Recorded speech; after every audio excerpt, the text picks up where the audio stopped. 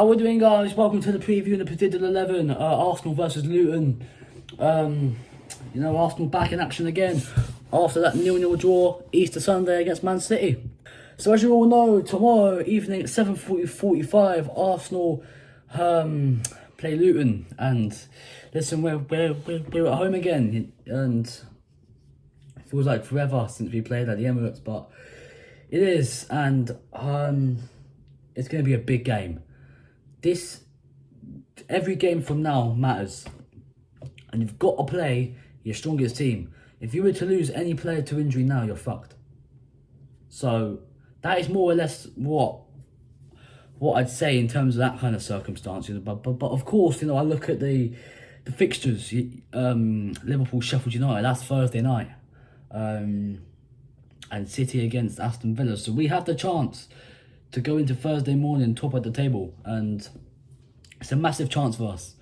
It really is, before Liverpool come back and overtake us, of course. But yeah, it's going to be a very interesting thing to see, and it's going to be very interesting what kind of lineup Mikel Arteta goes with. I'd go with a bit of rotation in this game, and I do think that's what Mikel Arteta will go with.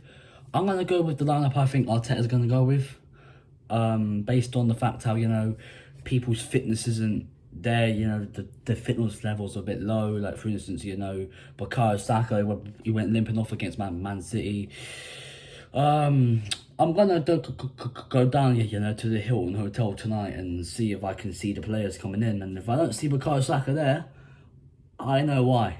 Because he's not been there. Because he's injured and he's not fit for this game. So yeah, I'm not going to be including him in the lineup, because I'll get into it when I get into his name and shit. But yeah, Luton themselves, they will be up for the game. They would really want to come to the Emirates and get all three points, but they know what's stopping them is the title race is Arsenal, and they've just been to North London against them lot down the road, and they lost 2-1. So yeah, but we don't speak about that game. We speak about Arsenal versus Luton, and yeah, a couple of players to look out for. Of course, Luton do have Chiedozie Ogbene, but he is not going to be fit for the game because he got injured on international duty with the Republic of Ireland, which is great news for Arsenal because Ogbene is a dangerous player. And when you give him the ball in them kind of, in them kind of attacking situations, he will hurt you. So that's why I think Ogbene will be the one I look out for the most. But then you've also got Tahith Chong, who's on the other side, and you've got Ross Barkley as well, Alfie Doughty, who can cause a lot of problems, and you've got good players. They have some good players. It's not going to be an easy win for us if we do win, and Luton will be up for it. Of course, Sambi Lokonga is there on loan at the moment from Arsenal. You don't hear me speaking about him much, but yeah, I wonder what's going to happen with him. Are we going to get him back and give him another opportunity? I'm hearing we could do that. Or we're just going to move him on in the summer. Personally, I'd give him a second chance. I'd give him at least until January, and if he's shit, just sell him. It's as simple as that, really. But yeah, listen, the running is going to be absolutely mad. We have this game tomorrow night, and then we have Brighton on Saturday, Bayern Munich in the Champions League on Tuesday night. Or is that Tuesday? That's Tuesday or Wednesday, one of those two. And then we got Aston Villa on the Sunday. That Villa game for me, I say if we beat Aston Villa and we've beaten Luton, Brighton, forget the Bayern Munich game for now. I'll get into that when the preview comes for that. But if we beat Luton, Brighton and Aston Villa, for me, we've won the title. It's as simple as that. Plus getting a draw at the Etihad, beating Liverpool this season, beating City, drawing at Anfield. What more do you want from us? You know what I'm saying? We still have a lot of teams to play this season. Chelsea at home. Chelsea still have to come to the Emirates. We still have to go to them bastards down the road away. United away. There's some big games coming up. Really big games. As I said, Aston Villa at home. That's next weekend, or the weekend after the one coming. If you know what I mean. So it is going to be a very interesting game for us. And the lineup Arteta goes with is going to be interesting because I look at them other games coming up, and I think players might need a rest for them games. They're more important than your Lutons and your Brightons, but it doesn't mean it doesn't mean that you don't go strong in this game. It's more or less that simple. So yeah, listen, with that said, let's get into the predicted 11. In goal, David Raya, straightforward choice. Arteta's number one. I don't need to get into it. Into the back four, first of all, left back, Kiwior, I'd keep him there. I think bar the City game, he's been exceptional, I think, really, and to drop him after one poor performance against Man City would be very harsh. I know you might be sitting there thinking maybe Tomiyasu or someone like him, because he did come on against City and play really well. I was going to include him in this in this 11, but I thought, fuck it, Jakub Kiwior, I'd stick with him. I'd honestly happily stick with Jakub Kiwior for the rest of the season, if I'm quite honest with you. Into the centre-backs, first of all, Gabriel, straightforward choice, immense performance against Man City, immense. Stopped Erling Haaland from scoring, and that is one thing we can rely on Gabriel on. He's our number 6, and he comes from Brazil, our centre-half, he'll give you hell. Our wall at the back is Gabriel, oh hell no. But yeah, Gabriel, he starts for me. Alongside him, William Saliba, straightforward. Man of the match performance against Man City, and it's great to see our defenders getting player of the match awards against a team like Man City, the best team in the world at the moment. William Saliba, of course he starts. He's got to start. Over on the right hand side, Ben White, straightforward choice. I thought in the opening 20 minutes of that City game, he was our best player, and he was my man of the match against City, but Saliba was immense as well. But Ben White was, for me, my man of the match against City as well. Ben White was immense against Man City. Ben White starts over right back. Straightforward choice, that really. Right. Into the midfield now. This is where I feel there could be some change. In the number 6 role, the more deeper role, just above the centre-backs, I'd bring in Thomas Partey for this game.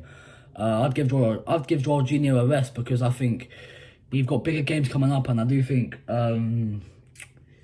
Jorginho's getting tired, and he needs a bit of rest. Thomas Partey, however, I'd bring him into the fold in this game, and because he needs to focus on his football and stop worrying about what's going on behind the scenes. And I'm not going to really speak about that stuff as of right now on the channel, but if we get any other news on the situation with him, I'll speak about it. But I'm not going to dive too into it. But I would start Thomas Partey in this game, and I do think Arteta will start Partey in this game and give him the benefit of a doubt.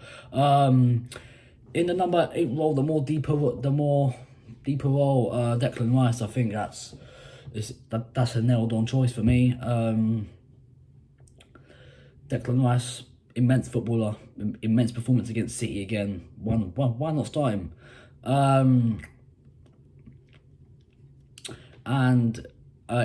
Into the attack. This is where I thought there could be some change.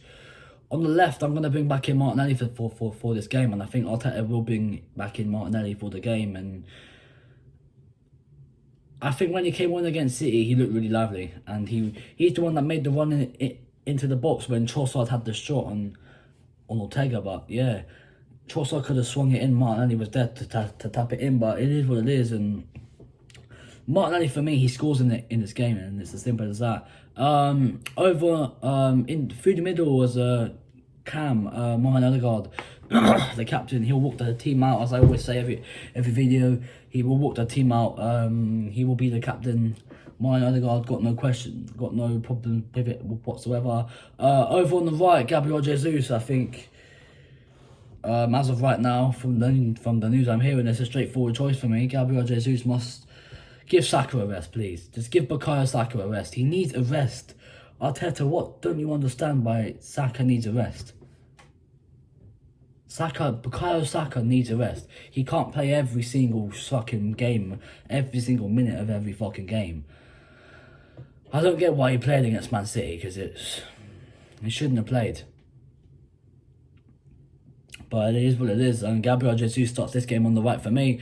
Up front, there's a striker, false 9, whatever you want to call it. Kai Havertz, I think that's a straightforward choice now. Arteta prefers Kai Havertz through the middle than he does in that number 8 role in the midfield. But yeah, listen, Kai Havertz he's getting his form. He's getting form, and he's going ever so deeper, and he's going. But against City, he was anonymous. I didn't see him against City, so yeah, there we go. That is it for the predicted 11. David Raya in goal, Kirill, Gabriel, Saliba, Ben White, Thomas Partey, Declan Rice, Martin Odegaard, Martinelli, Havertz, and Jesus on the right. So yeah, listen, as I said, it's going to be a big game. real test for us. Now, this end of the season again, and I don't want it to end like last season, that we ended up bottling the title. I want this to be a nice, comfortable title for us. And even if we don't win it this year, as I said to my mum, there's a difference between not winning it and bottling it. There's a massive difference. Last year we bottled it.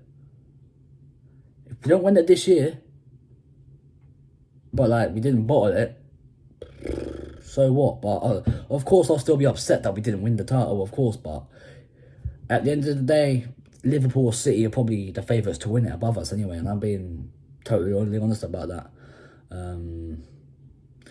I just look at their games, and the games more or less say it all, don't they? Sheffield United aren't really going to do us any favours at Anfield, if they do.